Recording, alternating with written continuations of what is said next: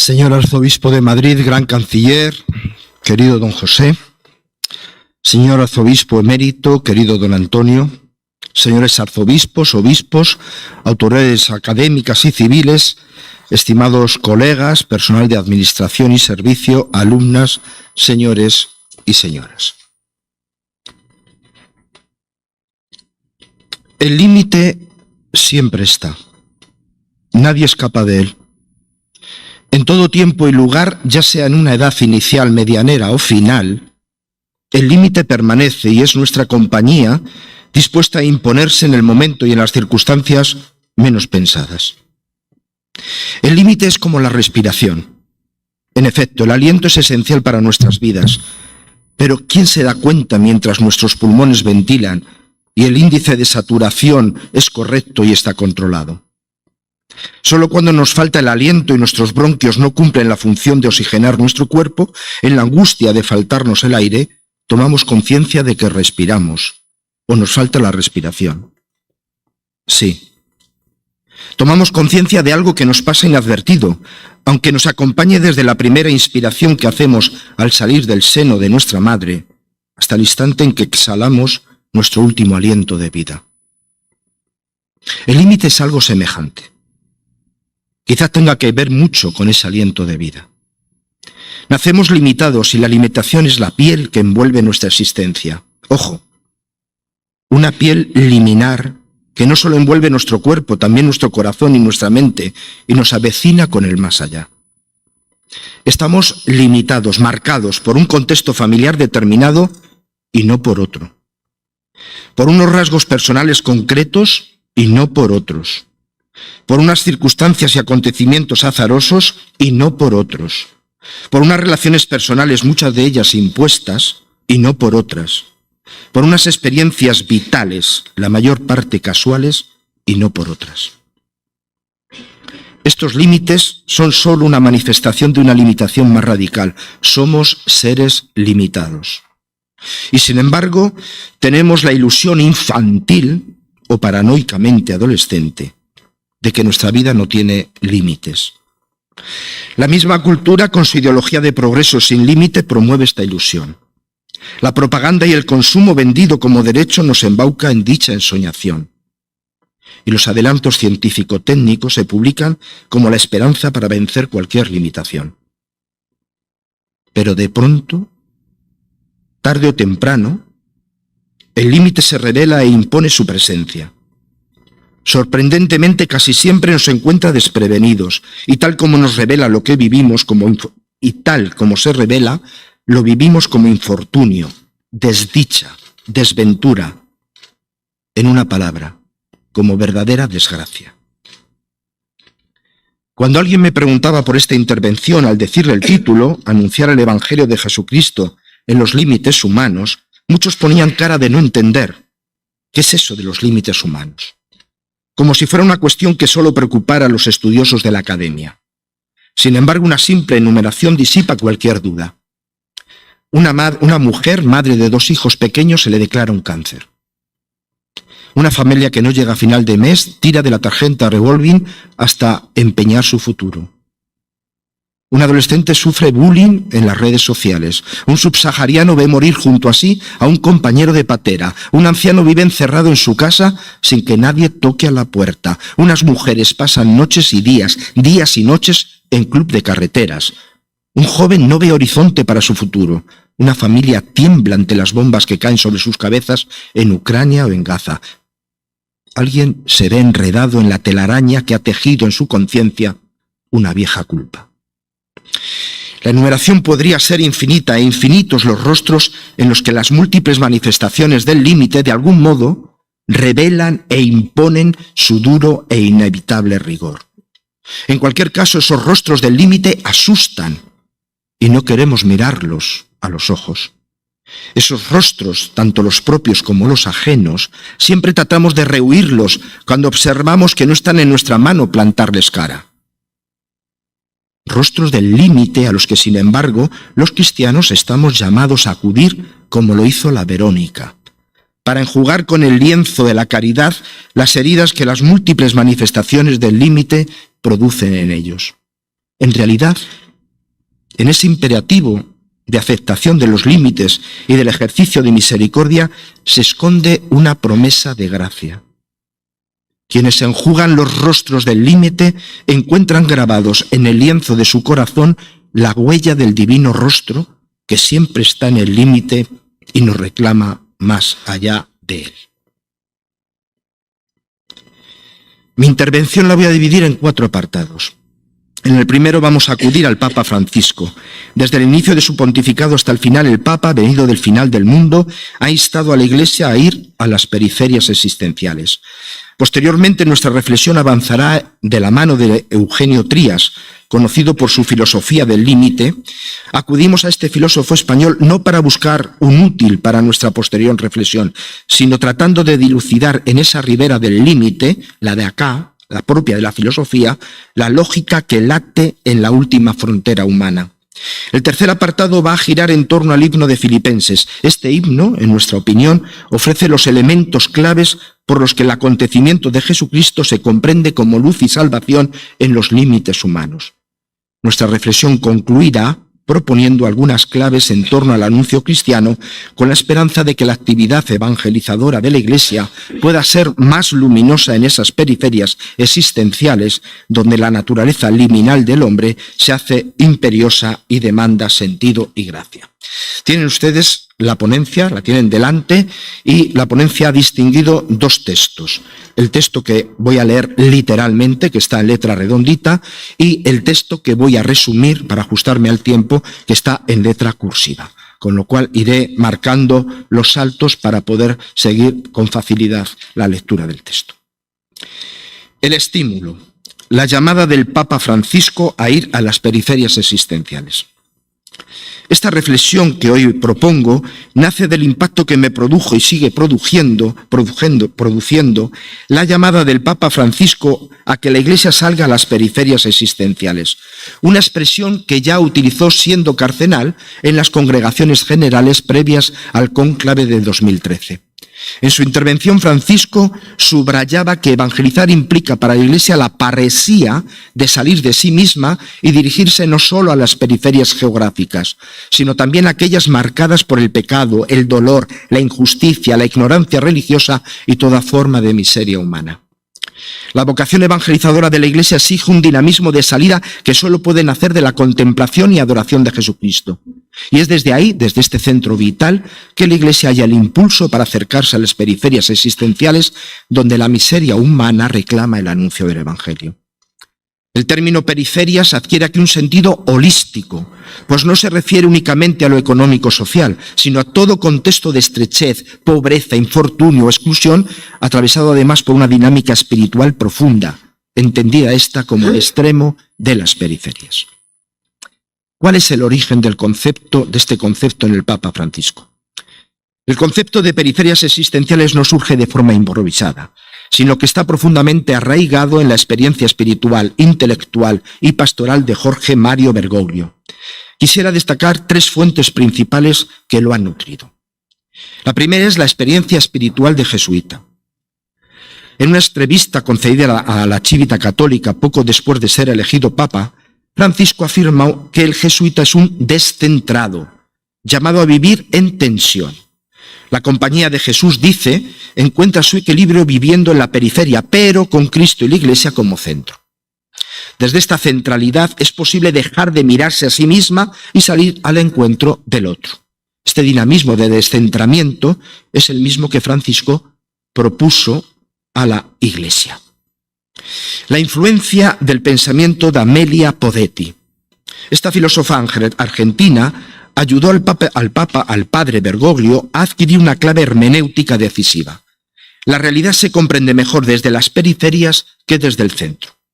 Al mirar desde lo marginal, lo ignorado o lo excluido, es posible percibir la totalidad. Esta inversión de perspectiva, mirar desde fuera, permite descubrir lo que el centro no ve o no quiere ver, y en ello reside un enorme potencial evangelizador.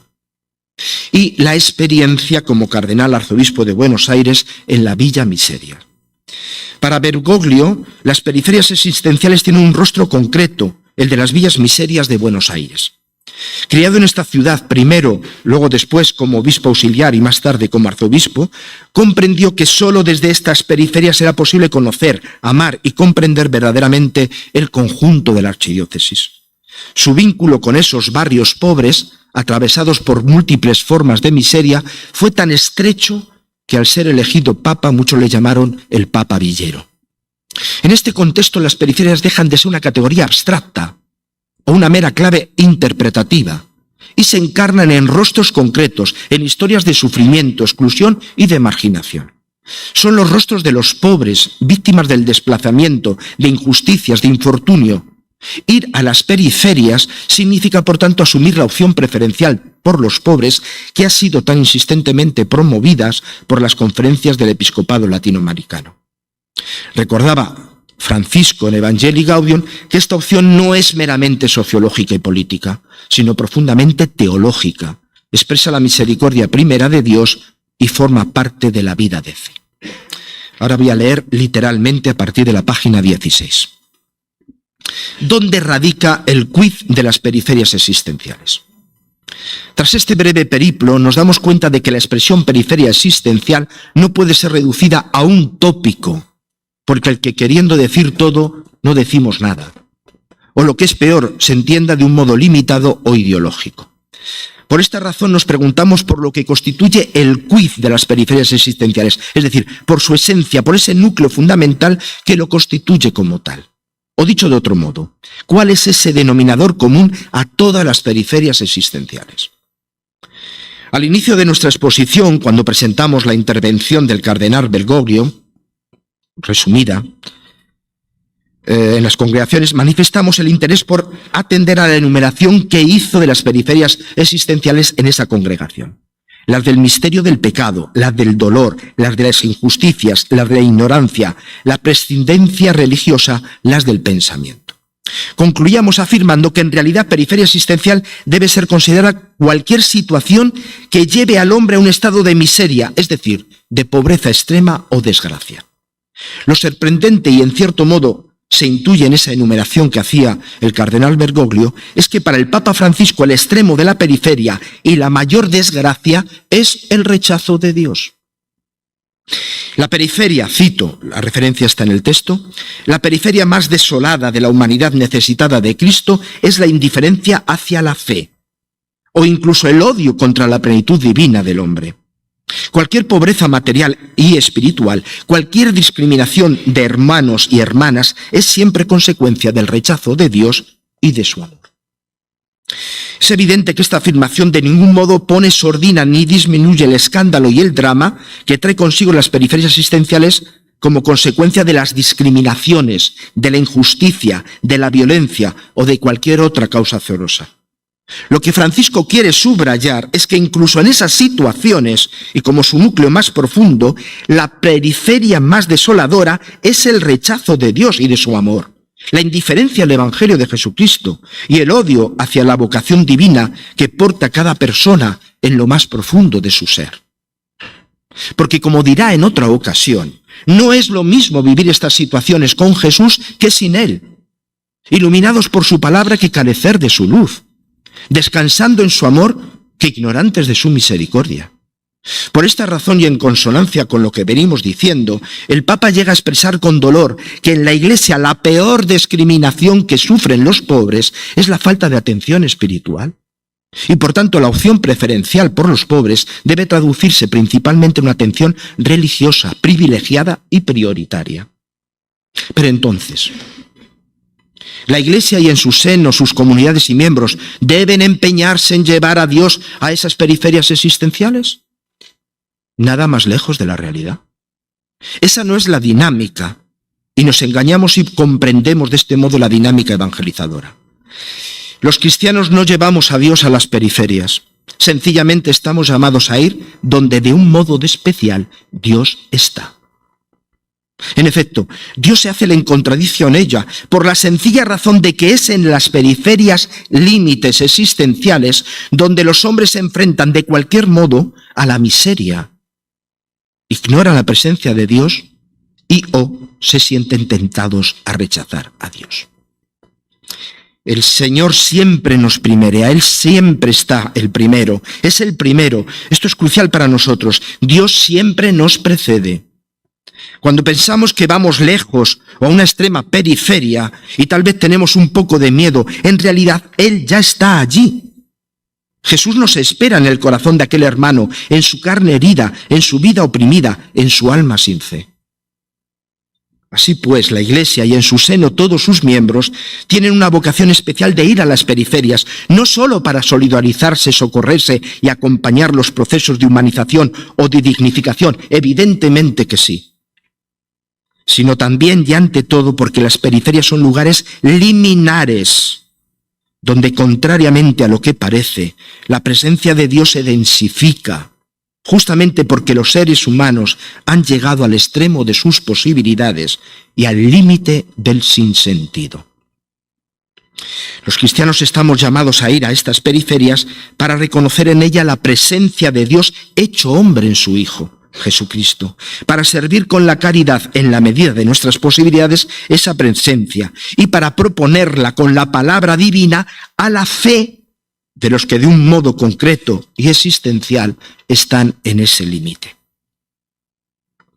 Tercer apartado, en la orla del misterio, Eugenio Trías, la filosofía del límite.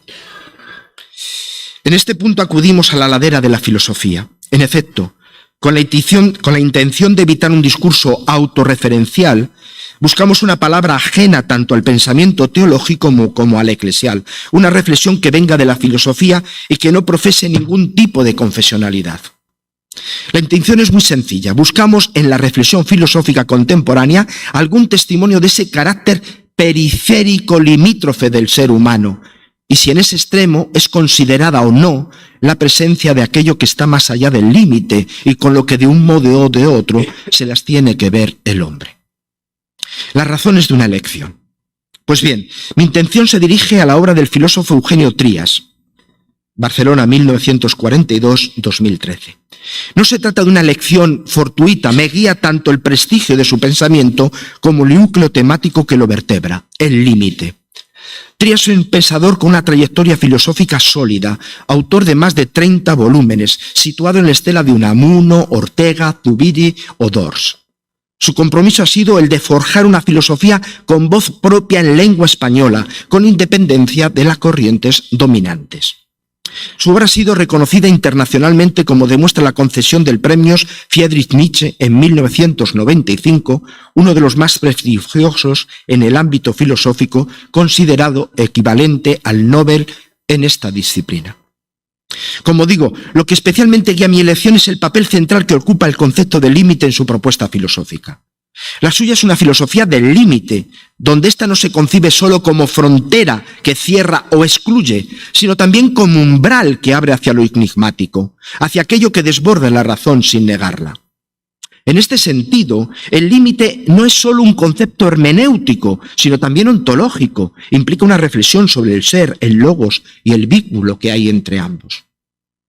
Esta concepción del límite lleva a Trías a considerar a la religión no como un fenómeno filosófico irrelevante. Lleva a Trías a considerar a la religión como un fenómeno filosófico relevante. Su proyecto consiste en secularizar la razón, pero al mismo tiempo reconocer el valor del universo simbólico religioso que hace presente el misterio más allá del límite. Su propuesta es así la de una razón fronteriza que, sin renunciar a su exigencia crítica, se abre a la experiencia de religación con el misterio que acontece precisamente en ese umbral. Aunque la obra de Trías es extensa, mi interés se concentra en cómo concibe el límite y la fenomenología existencial que éste deja entrever. Para esta tarea resulta especialmente útil la cuarta parte del libro La razón filosófica de 1999, titulada La proposición filosófica, donde el autor condensa de forma orgánica y aforística los principios fundamentales de su pensamiento. Pues pasamos brevemente, esquemáticamente, a diseñar un poco su reflexión. La lógica existencial en torno al límite. Pasamos a exponer la lógica existencial que se desprende de su exposición filosófica de Trías. Nuestra intención es hacer una traducción en categorías existenciales y experienciales de esta lógica del límite que está en la base y articula su pensamiento. ¿Por qué hacemos esta transferencia? Porque no pretendemos dialogar con la filosofía de Eugenio Trías como haciendo una teología fundamental. Para esto es competente otra disciplina. Para nosotros nos interesa hacer esa lectura existencial para poder proponer el Evangelio, a un hombre concreto, a un hombre situado. La existencia en el límite. La existencia es el primer dato de la experiencia para todo ser humano. No es algo que se elabore, sino que se recibe como una evidencia. Sin embargo, este existir no da razón de su origen. Desde el inicio la existencia aparece acompañada del límite, tanto en el origen como en su final. El límite parece vedar o imposibilitar toda indagación respecto al sujeto, al ser, desde el cual o en relación al cual se da eso que se da, la existencia. Esto da lugar a una experiencia de exilio, al sentirse el sujeto expulsado de su origen inaccesible y de éxodo por la apertura hacia un destino igualmente desconocido. Esta situación genera interrogantes radicales y constituye el lugar del surgimiento del cuestionamiento existencial. El fronterizo. En las situaciones de periferia existencial, el límite se impone como una frontera infranqueable. A pesar de los intentos de superarla, la experiencia del límite revela la condición trágica del ser humano. Es un ser fronterizo, marcado por el límite, que no puede dar razón plena de sí mismo. Ahora bien, en realidad el hombre es potencialmente fronterizo, pues puede o no ajustar su existencia a su condición. ¿Cuánto esfuerzo por evadirnos? ¿Cuántos esfuerzos por no afrontar la realidad? Pero todos, no creyentes y creyentes. ¿Cuántos utilizamos la fe para no afrontar la realidad? Esto implica una tarea ética. El límite puede ocultarse, pero el ser humano tiene la posibilidad de asumirlo o de vivir en su negación. Por eso el fronterizo está apremiado por el límite a ejercer su libertad. No es un proceso meramente racional, es ético. Estamos interpelados en nuestra libertad. No puede resolver el misterio, pero puede hacerse cargo de su estatuto de fronterizo, darle cara a la vida, a la realidad, y avanzar hacia lo que eso implica. Los cercos del límite. Para entender el reto del fronterizo hay que examinar lo que ocurre en el límite. Trías señala que el límite en cuanto tal separa y conjuga a la vez. Tiene una función disyuntiva y conjuntiva, une lo que separa. Por tanto, el acceso a lo que está más allá del límite solo es posible a través del propio límite que lo avecina. En el límite se concitan tres cercos. El cerco del aparecer, lo que se da en la existencia, lo que nos asusta. El cerco hermético, aquello que está más allá del límite, y el cerco fronterizo, la divisoria que el propio límite traza. Sobre el cerco hermético, Trías señala que la ignorancia respecto a lo que está más allá del límite no justifica inferir su no existencia. No sabemos lo que hay más allá. Pero porque no sepamos lo que hay más allá, no podemos negar que haya algo más allá. Todo límite implica, por definición, una referencia a algo que lo traspasa o excede, incluso si no puede nombrarse o formularse conceptualmente. La apertura a lo que está más allá. Así pues, aceptar ser fronterizo implica ajustar la razón a esa condición, es desarrollar una razón fronteriza. Esta razón no renuncia a su ejercicio, sino que lo lleva hasta el límite, donde entra en diálogo con sus propias sombras, con aquello que la reta y le pone a prueba, aunque la razón en el último extremo se convierta en grito, en oración.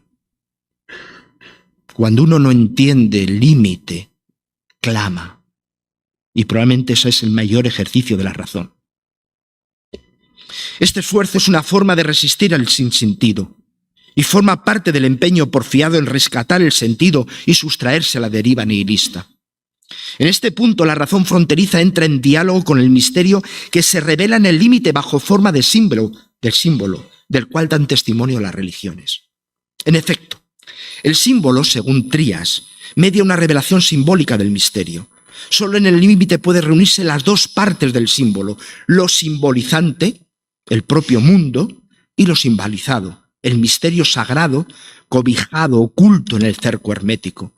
Esta dinámica tiene un carácter liminar, pues el símbolo constituye el umbral que da acceso al misterio.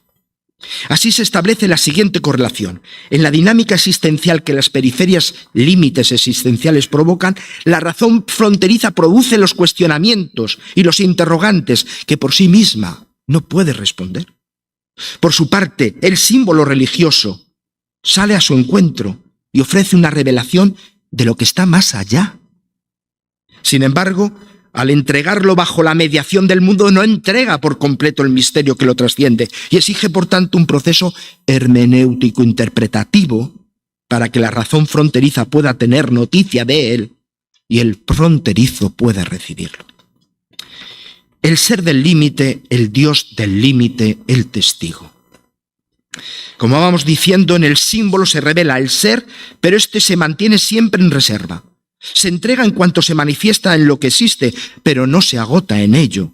Esta autolimitación permanente del ser es lo que le convierte en misterio y lo que insta al hombre a pensar y decidir, a buscar sentido frente al sinsentido. Trías identifica el Dios del límite con el ser. Dios es el ser en su forma personal y el ser es el sustrato impersonal de lo divino.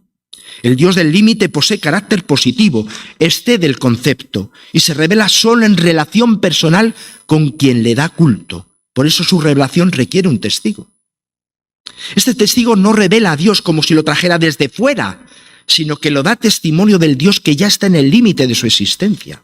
Y lo hace bajo un rostro personal que él mismo posibilita.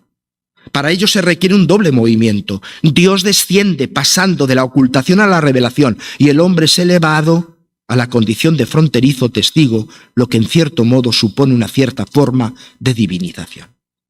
Pasamos a la página 33. La disposición del hombre en las periferias existenciales. Terminada la exposición, aunque de un modo esquemático, de la que hemos denominado fenomenología del límite, es el momento de hacer un balance que impulse nuestra reflexión. La intención al estudiar la filosofía del límite de Eugenio Trías no ha sido de dar cuenta de todas las aristas de su pensamiento. Nuestro objetivo ha sido más concreto y sencillo. Como hemos dicho, hemos tratado de comprender la lógica que sustenta y articula la experiencia del límite. Nos ha animado este estudio la invitación del Papa Francisco a todos los bautizados de ir a las periferias existenciales, entendida estas, sean cuales sean, como un ámbito preferente para el encuentro con Dios y por tanto para la evangelización. ¿Cómo no tomar estas periferias como tópicos, donde muchas veces de un modo descarnado se revela la naturaleza limítrofe del ser humano? Nuestra hipótesis es que la lógica del límite, al revelar el carácter liminar de los límites, bien puede ser el punto en el que puede y debe incidir el anuncio del Evangelio. Pues bien, el estudio de Trías nos ofrece algunos elementos que son esenciales en la lógica del límite. Sintetizo. El estudio de la fenomenología del límite nos ha permitido observar que en el ser humano existe una disposición a enfrentarse a algo que le es constitutivo, su carácter limítrofe. Algo constitutivo. El límite no es algo meramente circunstancial, fruto del azar. El límite está encastrado en nuestra existencia humana. Por tanto, todo ser humano tarde o temprano se las tiene que ver con él para medir el sentido o el sinsentido de su existencia. Podríamos decir, por tanto, que las periferias existenciales son esas situaciones antropológicamente epifánicas que revelan el carácter limítrofe del hombre y que en cierto modo le reclaman para hallar respuesta. Sin embargo, esta disposición, que es la resultante de la estructura ontológica del ser humano, exige de él un acto moral. Siendo un existente de la frontera, en lo más profundo de su conciencia escucha el imperativo de ser en verdad un fronterizo.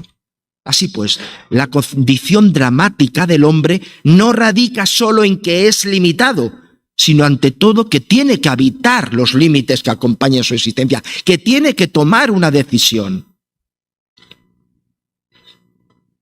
Por eso a lo mejor la eutanasia puede ser una salida falsa.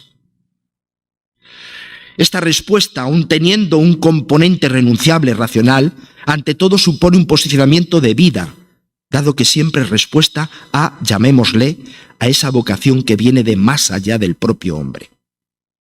Por otro lado, para acceder al carácter revelador de las periferias límites existenciales, es esencial reconocer el valor conjuntivo y disyuntivo del límite. En efecto, el límite, al tiempo que separa, avecina y une con aquello que está en el cerco hermenéutico. Así el límite se puede, sea cual sea la forma existencial con la que se revele, se ofrece como verdadera mediación de aquello que está más allá de él. Podríamos decir que por su carácter liminal, rechazar el límite, pretender que desaparezca, supone en cierto modo rechazar el acceso a aquel misterio que está más allá y que en él se aproxima. En consonancia con la lógica existencial propia de la naturaleza limítrofe, el hombre fronterizo debe desarrollar una razón fronteriza, una razón que en la búsqueda del sentido sea llevada a sus límites, aceptar, vérselas y medirse con aquello que está más allá de su discurso racional. En ese sentido, mejor el primer paso que tenemos que hacer los evangelizadores es provocar preguntas. Provocar preguntas, llevar a la razón al último extremo. Y no ir con recetas.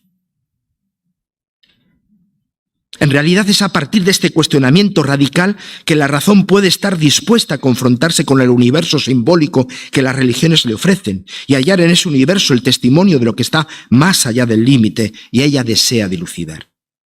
Y así, en este extremo, en el que el sujeto se enfrenta a sus periferias límites existenciales y su razón se ve sumergida en un cuestionamiento radical, la religión se revela como el testimonio de lo que, estando más allá, en el cerco hermético, se avecina y colinda con el límite que el hombre padece. Aquí la consideración del carácter simbólico del testimonio religioso es esencial. En el símbolo, el misterio que está más allá del límite, lo simbolizado, se hace presente en la realidad propia del mundo y en lo que está aquí más acá, en lo simbolizante. Esto es esencial al símbolo y a la lógica del límite, pues en el mismo instante en que el misterio se revela, también se oculta y mantiene en reserva su carácter máximamente sacral. Así el fronterizo siempre sigue siendo el fronterizo y el misterio permanece como aquello que es permanentemente indisponible para él. Por último, conviene destacar la figura del testigo. En efecto, el testigo es el fronterizo que mantiene una relación personal con el misterio que se revela en el límite. Es aquel que en esa relación y respecto a otros fronterizos presta un rostro personal a aquello que permanece oculto más allá de las periferias, límites existenciales y sin embargo se aproxima a ellas por ser liminares. El Dios del límite, en cierto modo, se abaja para revelarse en aquellos que, consintiendo una relación con él en los límites, son elevados para ser hechos sus testigos. Cuarto apartado. Vamos al anuncio querigmático. El anuncio querigmático contenido en el himno de la carta a los filipenses. También resumo para ir luego a las conclusiones. Ya hemos dicho, y este es nuestro presupuesto, que la lógica del límite iluminado por el pensamiento de Eugenio Trías se revela de manera eminente en las periferias existenciales que todo ser humano ha de atravesar. Aunque esta lógica no impone condiciones a la revelación cristiana, sí muestra que todo ser humano, enfrentado a sus límites, está en una disposición de acoger el acontecimiento cristiano como gracia ofrecida a la libertad. Sin pretender abarcar el acontecimiento cristiano en su totalidad, queremos mostrar cómo Jesucristo asume radical y esencialmente los límites humanos, otorgándoles una esperanza salvadora. Para ello, tomamos como punto de partida el himno de la carta a los filipenses. Nuestra intención no es estudiar el himno desde una perspectiva exegética o dogmática, más bien nos mantenemos en su índole querigmática, la cual por sí misma revela la lógica del acontecimiento salvador de Jesucristo. Esta lógica inherente al contenido del anuncio orienta también la manera en que la Iglesia proclama el Evangelio. El descenso de Cristo Jesús hasta el último límite de la cruz. De un modo general, los especialistas están de acuerdo en considerar que el himno, que es anterior a Pablo, supone un elogio de Cristo. También coinciden en considerar que el apóstol lo adapta a su intención pastoral. Pues bien, el himno articula dos momentos: el descenso kenótico de Cristo, versos 6-8, y la exaltación que Dios le otorga, versos 9-11. Ambas partes se pueden considerar que revelan el drama de la salvación en el límite. El primer acto, que como hemos dicho, el protagonista es Cristo, bien lo podíamos dividir en dos acciones que se articulan entre sí para componer el dinamismo de la autohumillación que sigue Cristo Jesús, primero por el vaciamiento de sí y después por su abajamiento hasta la muerte en la cruz. Ambas acciones se reclaman para integrar el descenso de Dios hasta los últimos límites humanos. La kenosis de Cristo, 6a, 7a. El himno afirma que Cristo se encuentra en forma de Dios. Desde el principio, no considera esta igualdad como un privilegio a retener, sino que se vacía de sí mismo asumiendo la forma de esclavo. Aquí no hay un cambio ontológico, no es que deje de ser Dios, sino renuncia voluntariamente a proyectar su dignidad divina, a su derecho anejo a su divinidad. Esta libre elección de esclavitud inusitada y escandalosa implica que Cristo se somete a todo lo que define la condición humana. En efecto, más allá de la esclavitud social, Glinka recuerda que el contexto helenista, ser hombre equivale a estar sometido a las potencias supraterrenas, las cuales, una vez desmitologizadas, ahora supone el sometimiento al azar, al miedo, a la inseguridad. En este mundo de esclavos entra el único, el libre. Y no solamente entra, sino que se abaja hasta la muerte, y una muerte de cruz. Cristo, hecho semejante a los hombres, es reconocido como tal. Esta encarnación implica un acto de amor divino hacia su criatura. Dios se une a la humanidad creada a su imagen de forma indeleble. Así, en su humanidad revela su verdadera identidad divina. El proceso de abajamiento culmina en la cruz. Cristo, sin dejar de ser Dios, desciende hasta los extremos más ignominiosos de la condición humana. Su muerte es paradójicamente un acto libre que manifiesta su plena identificación con nosotros. Su obediencia, no referida explícitamente al Padre, se interpreta como obediencia ontológica a su propia divinidad, a su propio ser, y manifiesta que Jesús, en ese abajamiento de amor, es Dios. Glinka afirma que esta obediencia descansa en sí misma, pues el único actúa desde el mundo de Dios sin necesitar otra referencia que su propio ser divino. La intervención de Dios: Jesucristo es Señor para gloria de Dios Padre, versos 9-11. El por eso Dios, que conecta las dos partes del himno, los especialistas dicen, no señala una mera recompensa moral, sino que introduce la revelación de una verdad sobre Dios. En la trayectoria descendiente de Cristo hasta la cruz se revela quién es Dios mismo, realmente. La exaltación de Cristo, al concederle el nombre sobre todo nombre, no es solo un reconocimiento de su acto, sino manifestación del señorío divino de Cristo, que estaba ya al inicio y que se manifiesta al final, pero que hace el recorrido para en su señorío asumir toda la realidad. Este señorío, expresado en la cita de Isaías 45:23, implica que toda rodilla se doble, toda lengua confiese que Jesucristo es Señor para gloria de Dios Padre. El elogio cristológico revela así una dimensión profundamente teológica. El camino de Cristo honra la gloria verdaderamente de Dios. La exaltación de Cristo es, por tanto, la exaltación del mismo Dios. La trayectoria de Cristo al atravesar los límites humanos hasta el extremo de la cruz manifiesta la gloria divina como condescendencia amorosa, comunión con el hombre y exaltación de éste hacia Dios. Según Hebreos, la pasión de Cristo expresa su solidaridad con sus hermanos, mientras que su glorificación ofrece esperanza de plenitud para todos los que atraviesan sus propias periféricas límites existenciales. De esta manera, la exhortación paulina de tener los mismos sentimientos de Cristo Jesús no es tanto una llamada moral a la humildad, sino una invitación a reconocer y a seguir el camino de Jesucristo como el camino del propio Dios. Los cristianos ya estamos incorporados a Cristo por la fe y el bautismo. Vivimos bajo su señorío, y conforme a su ley nueva. Esto no solamente implica una implicación, sino que supone, siguiendo su propio camino, la participación en su vida divina. El ir a las periferias no es una cuestión moral. Se juega la identidad. Somos bautizados. Así las periferias límites existenciales adquieren un carácter sacramental. Allí donde el ser humano se enfrenta a su límite, puede encontrar al Cristo que ha querido compartirlo y transformarlo. Esto en las propias periferias. El anuncio cristiano proclama que en la medida en que el hombre acepta esta compañía y se abre a la experiencia pascual de Cristo, encuentra sentido y cumplimiento a su vocación divina.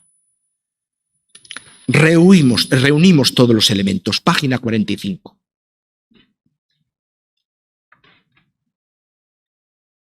Espero que hasta este momento me hayan podido acompañar en la argumentación. Ahora recogemos y sintetizamos todo. Si más arriba el estudio de la filosofía de Eugenio Trías nos ha ayudado a comprender la lógica que sustenta y articula la experiencia del límite, ahora el análisis teológico del himno de los Filipenses nos ha permitido observar cómo el acontecimiento de Jesucristo penetra hasta el fondo el carácter limítrofe de los seres humanos. A la luz de estos dos estudios es el momento de manifestar cómo el anuncio de Jesucristo tiene poder para iluminar las periferias límites existenciales y de indicar de qué modo constituye una buena noticia para aquellos que se abren con fe a dicho anuncio. Hay que tener mucha convicción. Hay que haber hecho esa misma experiencia para que los cristianos tengamos el atrevimiento en los límites existenciales de anunciar el Evangelio. Salir de nuestras zonas de confort y anunciar el Evangelio. No contentarnos con la necesaria solidaridad, con la necesaria promoción, pero eso no es suficiente para la Iglesia. No es suficiente. La Iglesia no se justifica por eso. Si el hombre es constitutivamente limítrofe y el límite se le revela como esa frontera final que no puede traspasar por sí mismo, el anuncio cristiano manifiesta que el Hijo de Dios sí ha venido a ese límite y al vaciarse de sí mismo lo ha atravesado hasta tomar la condición limítrofe, la condición de esclavo.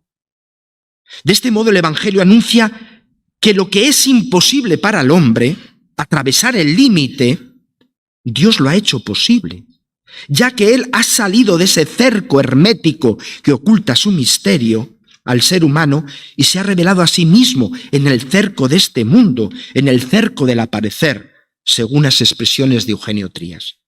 Así en Jesús, y solo en Él, por ser el Hijo de Dios humanado en el seno de María, se puede decir que Dios ha realizado una extraordinaria y sorprendente aproximación al hombre para en la gracia traerle su salvación. No cabe duda de que por sí este primer aspecto del anuncio cristiano ya de por sí es una buena noticia para el hombre, pues manifiesta que el Hijo de Dios con su encarnación se ha unido en cierto modo con todo hombre, no solo con la humanidad en abstracto, sino con la humanidad carne de cada uno de los hombres, pasen por la situación que pase.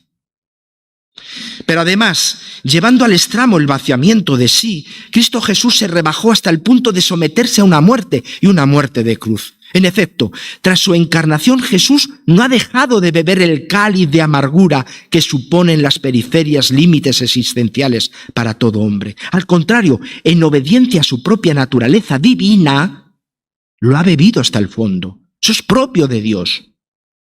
De este modo, si más arriba decíamos que las periferias límites existenciales eran situaciones antropológicamente epifánicas para quienes las padecen, ahora desde esa asunción redentora de Cristo hemos de afirmar que también son teológicamente epifánicas. Teológicamente epifánicas. En efecto, al asumir el Hijo de Dios la humanidad hasta su último extremo, el pecado, la maldición, el abandono de Dios, Las periferias existenciales, como la expresión más descarnada del carácter limítrofe del hombre, son también ámbitos privilegiados para la revelación del misterio de Dios en su acercamiento al hombre. La razón es muy sencilla. Solo Dios, en el ejercicio pleno de su libertad y en virtud de una condescendencia amorosa, puede asumir algo que es tan contrario a Él.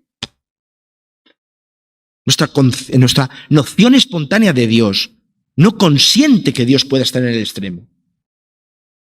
Esa es nuestra imagen de Dios, constantemente llamada a purificarse. Pero nuestro Dios, que es sorprendente, acude allí donde creemos que no está.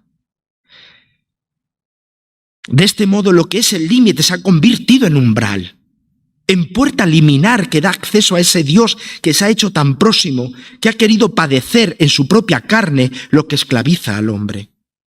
Sin duda, esta solidaridad extrema de Cristo con todo ser humano, su compasión que es compañía, auxilio para quien está sometido a cualquier tipo de miseria, puede ser presentada como buena noticia y como revelación en cualquier situación, por dramática que sea. Eso sí, siempre que se ponga en valor que la solidaridad de Dios crucificado es el don sobre todo don. Nosotros en los límites, en las periferias existenciales, buscamos dones. Salud, solución económica, compañía. Y lo que hace Dios es ofrecerse a sí mismo como don. Dicho esto, las periferias existenciales pueden ser consideradas como el ámbito privilegiado para el encuentro de los hombres con Dios. Y por tanto un imperativo para la Iglesia. Ámbitos radicalmente limítrofes desde que Jesucristo los habita. Son especialmente liminares, es decir, son el punto fronterizo que, aunque vedan el acceso definitivo al misterio divino, el cual siempre debe acontecer como gracia y en plenitud al final de los tiempos, también lo permiten oír, ver, contemplar y palpar, ya que en ese extremo descarnado está la carne de Cristo, el verbo de la vida. Para avanzar en esta idea nos ayuda la función conjuntiva, a la vez que disyuntiva de Trías, pero leída de un modo diverso. En efecto, los límites, esas periferias existenciales que el hombre considera que le separan de Dios, son justamente los que más le aproximan. El ser humano considera disyuntivo respecto a Dios todo lo que le somete a la miseria, y sin embargo, por voluntad divina y en virtud de su infinito amor, esas periferias han dejado de ser lugares de maldición y de abandono para ser lugares, ámbitos privilegiados que le unen a Dios. Es en ellas donde su Hijo Jesús ha querido acudir a la cita para cargar sobre sus hombros la cruz que humilla a los hombres e intercambiar con ellos su yugo filial. De este modo, solo el anuncio del Evangelio hecho con la fuerza del Espíritu puede desvelar lo que ni el ojo vio, ni el oído oyó, ni el hombre le cabía esperar. Callar el Evangelio en este extremo, como decía el Papa Francisco, es no cumplir con la misión recibida de la Iglesia. Porque solo el Evangelio permite oír, ver y tocar aquello que ni al hombre le cabe oír, esperar, oír, ver y tocar. Pero también solo en la medida en que el hombre, al igual, bajo la gracia del Espíritu, está dispuesto a convertirse a ese Evangelio, podrá recorrer el camino que Dios ha abierto en su miseria y reconocer la grandeza de la misericordia divina y experimentar las primicias de la salvación, la necesaria conversión. Por otro lado, si el anuncio cristiano, ya estoy terminando, por otro lado, si el anuncio cristiano manifiesta el misterio de amor que se concita en las periferias límites existenciales, en ningún caso puede pensarse que sacraliza a estas. No estoy hablando de una sacralización de los límites y de las periferias. La exaltación de Jesús por parte de Dios y la concesión de su señorío sobre todo poder que esclaviza al hombre en el cielo, en la tierra y en el abismo, manifiesta que el descenso del Hijo de Dios hasta los límites humanos tiene un poder redentor. Atención, no porque niegue esos límites o los dé por caducos, sino porque su presencia los ha transformado desde dentro, y lo que antes estaba bajo el dominio del sinsentido y de la muerte, ahora se ha convertido en camino que conduce más allá e introduce en el cerco hermético, el que es propio de la gloria de Dios. En realidad, nuestro Señor Jesucristo, siendo rico, se hizo pobre para enriquecernos con su pobreza. Más aún, se hizo hermano, partícipe de nuestro sufrimiento, para llevar a muchos hijos a la gloria. Es el anuncio de la victoria pascual de Cristo, que en San Juan va unido movimiento de crucifixión, resurrección y exaltación. No hay separación. El que invita al que cree a aceptar sus límites para en ellos y con la esperanza de su plena salvación experimentar ya la gloria de Dios bajo la compañía amorosa de Jesús. De este modo, ese imperativo de ser el fronterizo que, según Trías, pesa sobre el hombre, ahora pasa por cargar con la cruz la propia como discípulo y la ajena, reconociendo que en las periferias límites existenciales que viven los otros, la presencia del propio Cristo. Este acto moral epifánico, tiene su máxima expresión en las bienaventuranzas. Esta página del Evangelio no tendría mayor valor si Jesús el crucificado no fuera el verdadero bienaventurado por estar ahora exaltado en la gloria del Padre. En realidad, con toda conciencia y humildad, solo se puede aceptar ser fronterizo si uno se radica en el testimonio de Jesucristo, para lo cual es preciso convertirse y creer en el Evangelio. Él es el que garantiza que en esas fronteras que los hombres consideran desgracias, pobreza, humillación, llanto, esas actitudes morales que parecen destinadas al fracaso, la búsqueda de la justicia, el ejercicio de la misericordia, la limpieza de corazón, el trabajo por la paz, y el mismo testimonio de Cristo que siempre está amenazado por el rechazo, todas ellas serán visitadas por Dios, quien hará que sean ámbitos donde se experimente el poder de la salvación hecho efectivo en la resurrección de Cristo. De este carácter fronterizo que radica en la cruz y de su conocimiento de Jesucristo da testimonio el propio Pablo ante los filipenses.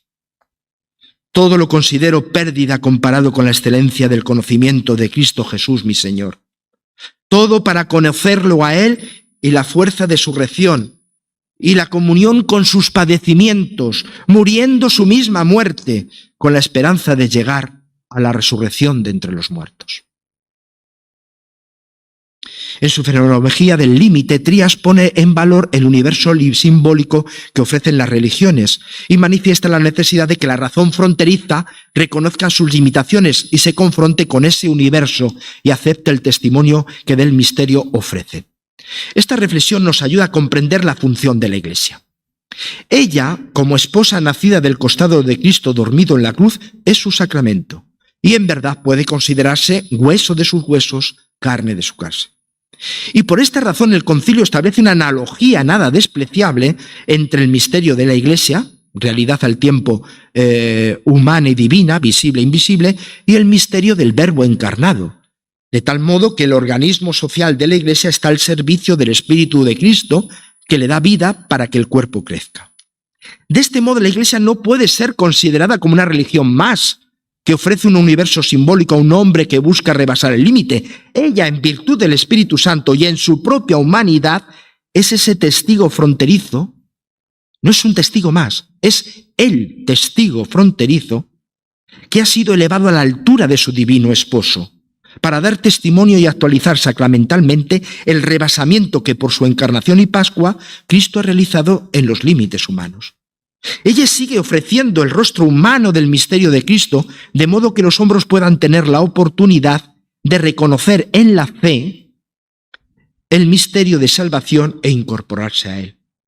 El anuncio de la Iglesia forma parte del anuncio del Evangelio de Jesucristo. En ella se puede encontrar la compañía y la gracia de Cristo. Sin embargo, esto exige de la Iglesia que subraye su carácter peregrino entre los pueblos, y en especial entre los pobres, y que en ese peregrinar se la reconozca identificada con su Señor y su condición limítrofe. Coda final. Termino con una coda final. Según la RAE, en su segundo artículo, primera acepción, coda significa conjunto de versos que se añaden como remate a ciertos poemas. Lo que yo acabo de pronunciar no es un poema, pero sí voy a concluir con unos versos de la Santa de Ávila, Teresa de Jesús.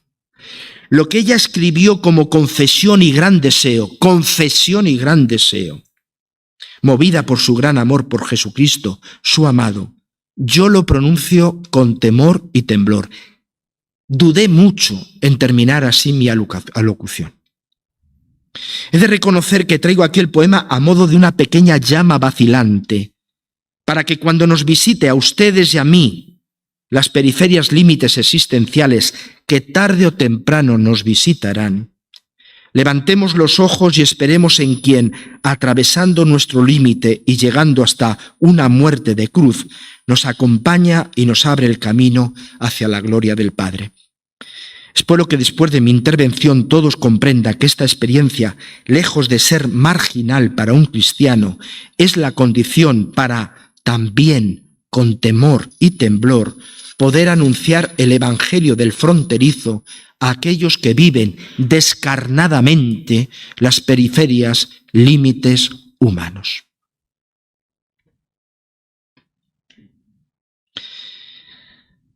En la cruz está la vida y el consuelo, y ella sola es el camino para el cielo.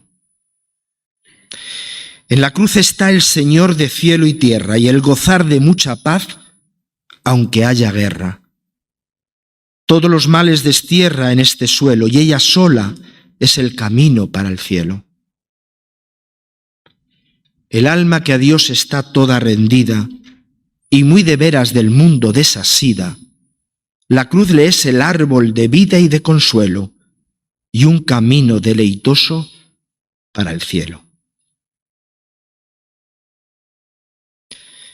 Después que se puso en cruz el Salvador, en la cruz está la gloria y el honor, y en el padecer dolor, vida y consuelo, y el camino más seguro para el cielo.